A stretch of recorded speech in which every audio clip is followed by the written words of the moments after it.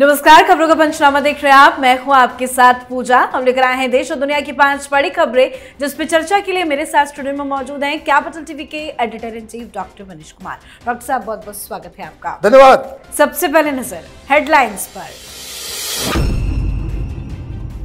बंगाल में बम बंदूक और जबरदस्त बवाल, बंद के दौरान हुई हिंसा, सड़कों पर पसरा सन्नाटा, रोकी गई ट्रेनें, चली गोलियां, टीएमसी बीजेपी आमने सामने।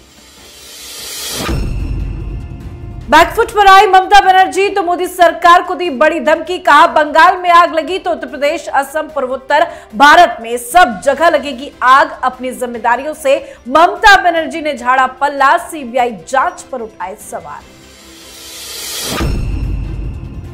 बड़ी अदालत में सीबीआई ने किया ऐसा खुलासा, ताकते रह गए अरविंद केजरीवाल। सीबीआई ने कहा, केजरीवाल ने हर उम्मीदवार को 90 लाख रुपए का दिया था ऑफर।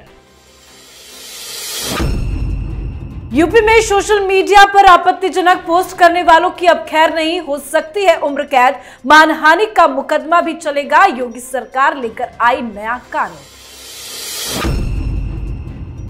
दिल्ली में चंपई सोरेन की हो रही थी जासूसी, असम के सीएम हिमंता विश्व शर्मा के दावे से हड़कंप, शिकायत के बाद झारखंड के 2 पुलिसकर्मी गिरफ्तार।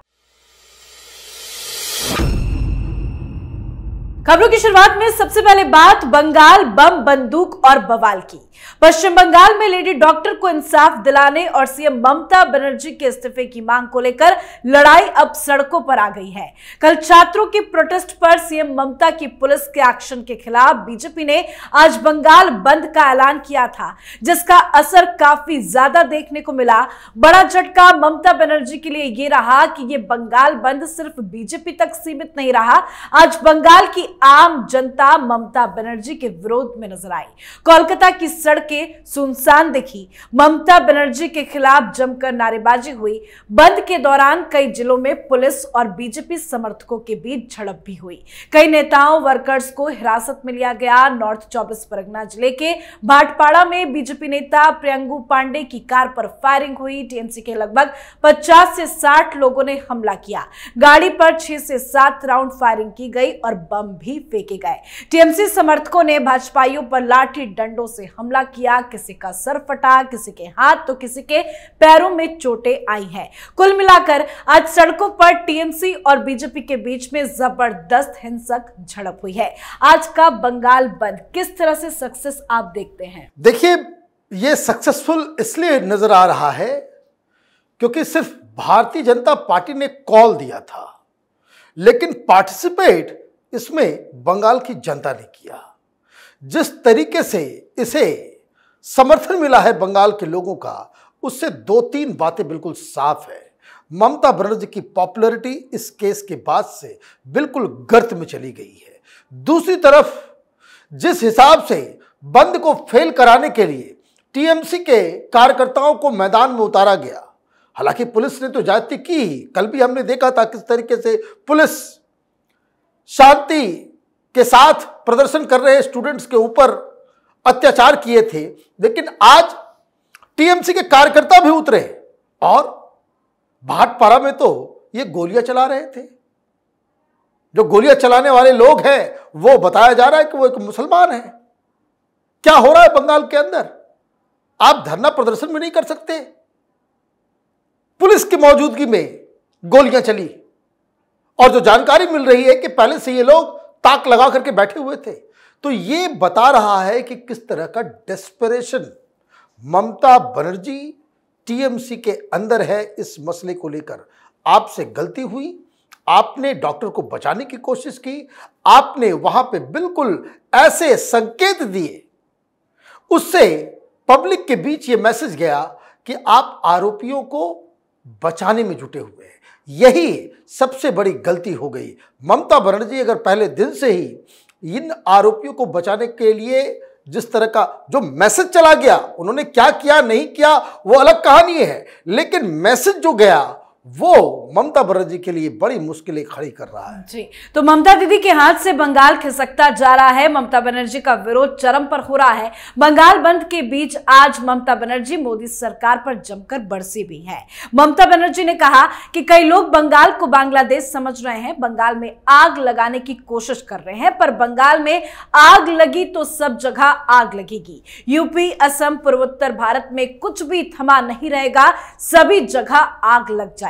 ममता बनर्जी ने यह भी कहा कि ऐसी घटनाएं कई राज्यों से आती है, पर इतना बवाल क्यों नहीं हुआ, तब बीजेपी कहां सोई रहती है। उन्होंने यह भी कहा कि बीजेपी के बंद का उद्देश्य बंगाल को बदनाम करना है। बीजेपी आरजी कर रेप मर्डर केस की जांच को पटरी से उतारने की साजिश रच रही है। ममता बनर्जी ने सारा ठीकरा मोदी सरकार पर फोड़ते हुए कहा कि सीबीआई ने अब तक क्या क्या किया, जांच में क्या निकला। सीएम ममता बनर्जी ने यह भी कहा कि मैं अगले हफ्ते विधानसभा बुलाऊंगी, वहां 10 दिन में दुष्कर्म के दोषी को फांसी का बिल पास करेंगे और राज्यपाल के पास इसे भेज देंगे। साथ ही ममता बनर्जी ने आरोपी के लिए फांसी की मांग भी की है और विरोध का ऐलान भी किया है। आज ममता बनर्जी ने जो लंबा भाषण दिया उसके मुख्य बिंदु को समझे तो ममता बनर्जी क्या संदेश बंगाल की जनता को दे रही है? देखिए, संदेश बिल्कुल साफ है कि मैं झुकने वाली नहीं हूं, मैं धमकी दूंगी, मेरे खिलाफ कोई कुछ बोल नहीं सकता।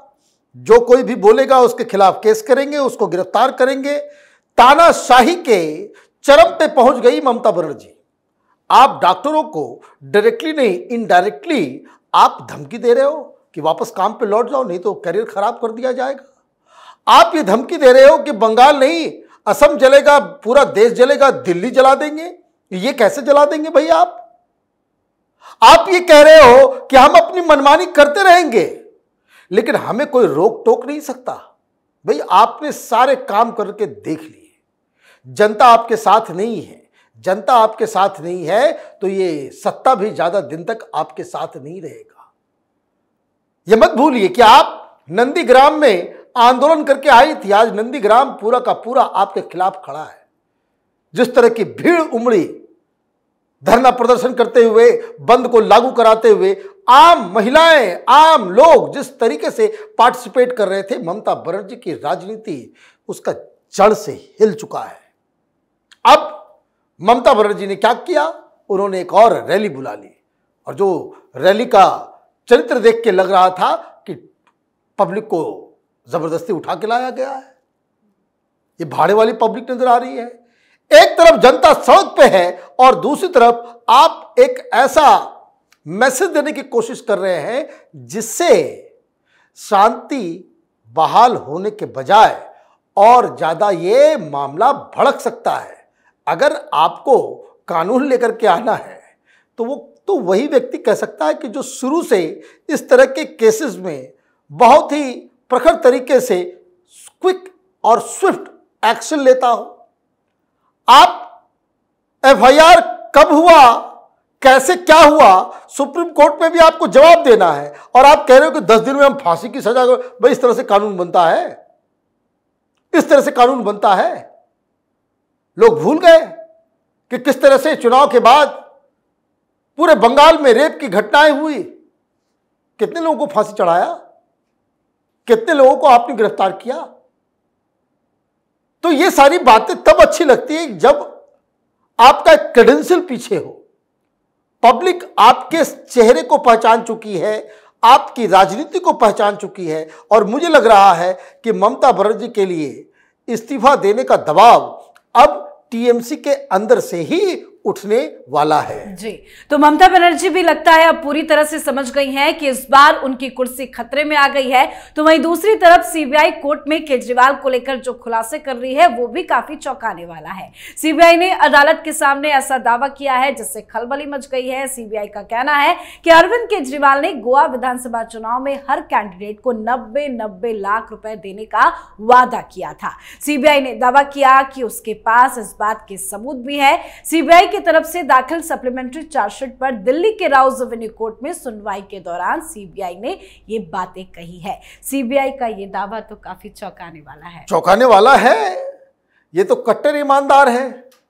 जब राजनीति में आए थे तो ये कहते थे कि हमारा तो एक एक पैसा वो पब्लिक की स्क्रूटनी में होगा। जब पार्टी बनी थी, पहला चुनाव लड़ा गया था, कौन कितना पैसा दे रहा है, नहीं दे रहा है, सारा कुछ वेबसाइट पे हुआ करता था, याद है? और ये भाषण देता हुआ चलता था कि पॉलिटिकल पार्टी के जो डोनेशन है वो बिल्कुल ही ओपन होने चाहिए, ताकि पॉलिटिकल पार्टी किसी से पैसे लेकर के, घूस लेकर के गलत काम में ना जाए। लेकिन चुनाव खत्म होते ही उस वक्त ही वो कहते हैं ना, इनका चाल चरित्र चेहरा सामने आ गया, जब 4 बैंक ड्राफ्ट जो है पार्टी ने उसे अपने खाते में लिया और सब के सब फर्जी एड्रेस पे कंपनियों का नाम निकला, तो वो बात तो अलग है। अब गोवा में आप चुनाव लड़े, पैसे कहां से लाए, यही तो सवाल पूछ रही है सीबीआई, ईडी। और ये बताया जा रहा है, ये वहां के उम्मीदवार ही बता रहे हैं कि 90 लाख रुपए, तो ये 90 लाख रुपए जो आपने प्रॉमिस किया, आप जो चुनाव लड़े, जो आपने लोगों को दिया, वो कहां से लाए, इसी का तो हिसाब मांगा जा रहा है। भाई दिल्ली में भी आप चुनाव लड़ते हो, पैसा कहां से लाते हो? क्योंकि आप तो चंदा लेना आपने बंद कर दिया, वो वेबसाइट भी बंद है। दूसरे के ऊपर आप सवाल खड़े करते हो कि इलेक्टोरल बॉन्ड, ये से वैसे सारा तमाम तरह की चीजें, आप दूसरे के ऊपर तो सवाल खड़े करते हो, लेकिन आप अपना नहीं बताते कि आप पैसे कहां से ला रहे हो। तब तो यही कंक्लूड किया जाएगा ना कि इसका मतलब यही है कि न चंदा लेते, न इलेक्टोरल बॉन्ड लेते, न डोनेशन लेते, तो भ्रष्टाचार के पैसे से जो पार्टी चल रही है, ये जो 90 लाख रुपए की कहानी है, ये केजरीवाल की राजनीति का जो सबसे बड़ा पिलर है कि मैं सबसे कट्टर ईमानदार हूं जी, वो पिलर ही आज ध्वस्त हो गया जी। अब बात यूपी सरकार की नई सोशल मीडिया पॉलिसी की। सोशल मीडिया पर कई तरह के पोस्ट वायरल होते रहते हैं, चाहे वो सही हो या फिर गलत, लेकिन अब उत्तर प्रदेश में सोशल मीडिया पर आपत्तिजनक पोस्ट डालने वालों की खैर नहीं है, क्योंकि सीएम योगी आदित्यनाथ की अध्यक्षता में हुई कैबिनेट की बैठक में उत्तर प्रदेश डिजिटल मीडिया नीति 2024 को मंजूरी दे दी गई है। इस नीति में सोशल मीडिया पर काम करने वाली एजेंसी और फर्म को विज्ञापन की व्यवस्था भी की गई है, पर इसके साथ ही अभद्र या राष्ट्र विरोधी पोस्ट डालने वालों पर सख्त कानूनी कार्रवाई के प्रावधान भी किए गए हैं। उत्तर प्रदेश डिजिटल मीडिया नीति के तहत सोशल मीडिया पर अभद्र या राष्ट्र विरोधी पोस्ट डालने पर कानूनी कार्रवाई के प्रावधान किए गए हैं। इसके तहत दोषी पाए जाने पर 3 साल से लेकर उम्र कैद तक की सजा का प्रावधान है। इसके अलावा अभद्र और अश्लील सामग्री पोस्ट करने पर आपराधिक मानहानि के मुकदमे का सामना भी करना पड़ सकता है। इस पॉलिसी में क्या क्या है और देश विरोधी जो साजिश रचते हैं उनके लिए ये कितना बड़ा खतरा है? खतरा नहीं, ये बिल्कुल होना ही चाहिए। सिर्फ उत्तर प्रदेश क्यों, देश के हर राज्य में इस तरह का कानून होना चाहिए। आप देश के खिलाफ सोशल मीडिया पे पोस्ट डालेंगे, लोगों को भड़काएंगे, अश्लीलता फैलाएंगे और उससे कई तरह की घटनाएं भी होती है। आप महिलाओं की इज्जत जो है वो सोशल मीडिया पे उछालेंगे। कानून नहीं था, बच जाते थे। ये freedom of expression comes with responsibility. आप आर्मी के खिलाफ, देश के खिलाफ, हिंदुस्तान की संप्रभुता के खिलाफ, लोगों की भावनाओं को भड़काने के लिए देवी देवताओं के अपमानजनक जो है तस्वीरें, मीम्स इस तरह से बना करके आप डालेंगे, आपके ऊपर कार्रवाई नहीं होगी? कार्रवाई बिल्कुल होनी चाहिए और सख्त से सख्त कार्रवाई होनी चाहिए। और जो देशद्रोह का काम करे उसको तो फांसी या उम्र कैद वो बिल्कुल लाजमी है। लेकिन कोई अच्छा कानून आता है देश के अंदर में, सबसे ज्यादा मिर्ची जो है कांग्रेसियों और उसके चट्टे बट्टों को लग जाती है।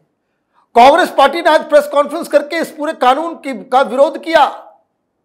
क्यों विरोध कर रहे हो? अश्लीलता परोसना है, देशद्रोहियों को परोसना है, क्या करना है? दरअसल योगी आदित्यनाथ ने उस जड़ को समझ लिया है। ये अफवाह फैलाने वाला, सोशल मीडिया के जरिए ये खटाखट करने वाले, हाँ, देश के बारे में गलत इंफॉर्मेशन देने वाले, गलत आंकड़े देकर के लोगों को कंफ्यूज कराने वाले, यही धंधा तो इनका है राजनीति का। ये राहुल गांधी एक तो नया सीखा है ना, अब ये कानून आएगा तो यूपी के अंदर ये तमाशा बंद हो जाएगा। और इसलिए झटपट जिस तरह का कानून यूपी में आया है ये तमाम राज्यों में भी लगना चाहिए। झूठ के आधार पर राजनीति, अफवाह के आधार पर राजनीति, ये तो वर्जित होना ही चाहिए। अभी तक कानून नहीं था, अब कानून आ गया है। अब देखिएगा कई सारे लोग मजा लेंगे इसके, जो झूठ अफवाह फैला करके कुछ भी योगी आदित्यनाथ और कुछ बना के फेंक दिया। तो अब इन लोगों के खिलाफ जबरदस्त कार्रवाई होगी। जी, आज की आखिरी खबर में बात एक ऐसे दावे की जिससे झारखंड की राजनीति में भूचाल आ गया है। असम के सीएम हिमंता बिस्वा शर्मा ने झारखंड के पूर्व मुख्यमंत्री चंपई सोरेन को लेकर बड़ा दावा किया है। उन्होंने कहा है कि दिल्ली में चंपई सोरेन की जासूसी की जा रही थी। हिमंता बिस्वा शर्मा ने एक प्रेस कॉन्फ्रेंस में यह सनसनीखेज खुलासा करते हुए कहा कि चंपई के दिल्ली दौरे के दौरान उन्हें फंसाने की कोशिश हुई। 2 सब इंस्पेक्टर चंपई सोरेन के साथ ही फ्लाइट से कोलकाता से दिल्ली पहुंचे और ताज होटल में उनके करीब ही कमरा लिया। दोनों चंपई सोरेन की फोटो खींच रहे थे, उन पर नजर रख रहे थे। चंपई सोरेन के लोगों ने इन दोनों को तब पकड़ा जब वो उनकी तस्वीरें खींच रहे थे। इन दोनों के साथ एक महिला भी उनके कमरे में पहुंची थी। ऐसे में ये हनी ट्रैप की कोशिश का भी मामला हो सकता है। फिलहाल दोनों सब इंस्पेक्टर को दिल्ली पुलिस को सौंप दिया गया है, जो इस मामले की जांच कर रही है। चंपई सोरेन की जासूसी क्यों? क्या बात है हेमंत सोरेन साहब, आपने तो कमाल कर दिया भाई। दोनों पकड़े भी गए और ये लोग पुलिस का काम कर रहे थे। आपने उसे हनी ट्रैप करने के लिए, जासूसी करने के लिए भी, किस बात के लिए? इसका मतलब है कि आपने कुछ गलत किया है उनके साथ। आपके अंदर ये जो भावना आई है कि ये दिल्ली जा रहे हैं, जरा पता करो कौन है, बगल में कमरा, ये तो फिल्मों में होता है।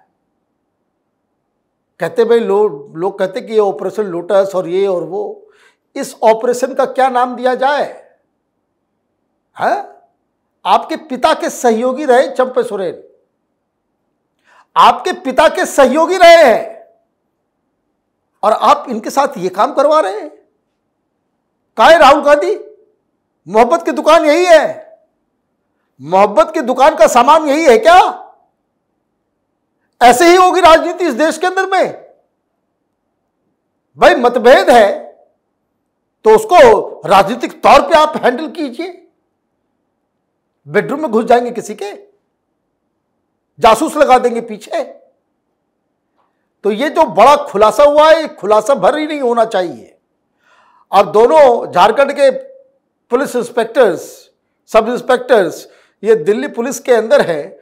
इन लोगों के खिलाफ भी कार्रवाई होनी चाहिए और इनको पब्लिक के सामने ला करके इनकी जुबानी कि किस तरह से इनको ड्यूटी पे लगाया गया और क्या कहलवाया गया और क्या इनके इरादे थे, ये सब कुछ सार्वजनिक होना चाहिए, ताकि ये देश की जनता भी समझ सके ये जो इंडी गठबंधन जो हाथ में लेकर के चलता है संविधान और काम करता है इस तरह का घटिया। जी, बहुत बहुत धन्यवाद सर समझाने के लिए। धन्यवाद। खबरों का पंचनामा में आज के लिए फिलहाल इतना ही। देश विदेश की बाकी खबरों और उनके सटीक एनालिसिस के लिए देखते रहिए कैपिटल टीवी। हमें लाइक कीजिए, शेयर कीजिए और कैपिटल टीवी को सब्सक्राइब कीजिए। नमस्कार।